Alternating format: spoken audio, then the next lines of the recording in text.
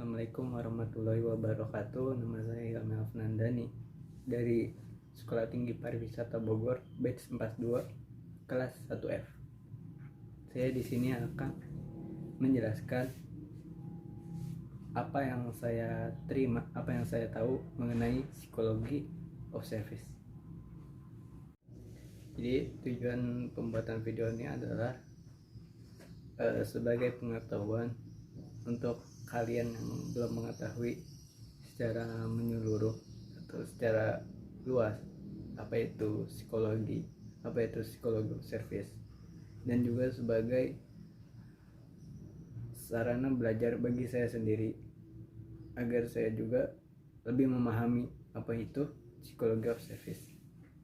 Pertama adalah definisi psikologi.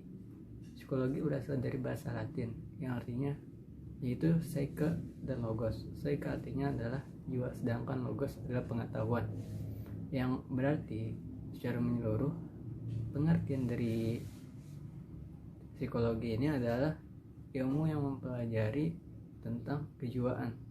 Namun dengan berkembangnya ilmu saat ini dan telah banyak orang yang mengemukakan pengertian dari psikologi, maka saya ambil kesimpulannya saja bahwa definisi dari psikologi adalah ilmu yang mempelajari lebih dalam mengenai mental, pikiran, dan perilaku manusia. Ada alasan kenapa belajar psikologi ini penting. Yang pertama adalah membantu secara individu untuk lebih memahami dan belajar tentang diri dia sendiri. Yang kedua adalah membantu individu untuk beradaptasi dengan lingkungannya. Yang ketiga, membantu agar seseorang dapat mengatasi masalah sosial. Yang kedua, ada definisi dari service. Definisi dari service sendiri adalah proses interaksi antara seseorang yang berupaya memenuhi kebutuhannya dengan seseorang yang ingin terpenuhi kebutuhannya. Yang ketiga, ada definisi dari perception. Apa itu definisi dari perception? Yaitu adalah cara pandang terhadap sesuatu atau mengutarakan pemahaman hasil olahan daya pikir.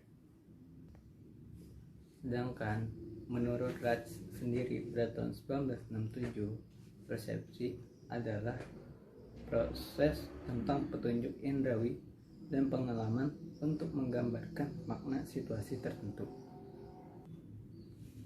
Yang keempat, ada psikologi komunikasi, yaitu adalah ilmu yang mempelajari usaha untuk memprediksi, menguraikan, dan mengendalikan peristiwa secara mental dan behavioral dalam komunikasi. Keempat adalah definisi dari komunikasi, yaitu ilmu yang mempelajari usaha untuk memprediksi, menguraikan, dan mengendalikan peristiwa mental dan behavioral dalam komunikasi.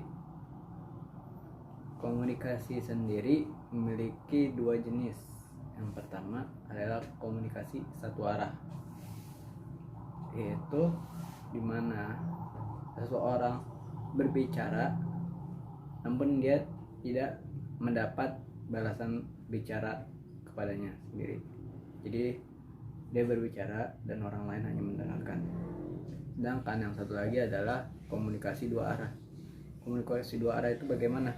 Seperti ketika orang sedang melakukan debat, sedang melakukan diskusi, mereka di sana akan saling berkomunikasi, saling memberikan pendapatnya satu sama lain.